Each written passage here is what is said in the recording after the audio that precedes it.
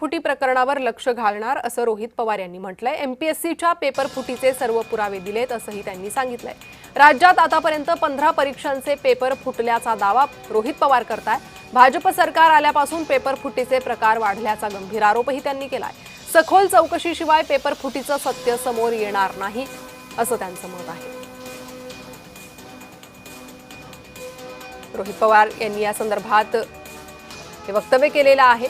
भाजपा आल्यापासून पेपर फुटी वाढलेली आहे असा आरोप रोहित पवार करतायत। ज्या दिवसापासून भाजपचं सरकार आपल्या राज्यामध्ये आहे, तुम्ही सर्वांनी बघितलं असेल की वेगळ्या वेगळ्या विभागाचे पेपर त्या ठिकाणी फुटलेले आहेत। एमपीएससीचा पेपर फुटला, ज्याच्याबद्दल आमच्याकडे पुरावे होते, ते पुरावे आम्ही काल दिलेले आहेत।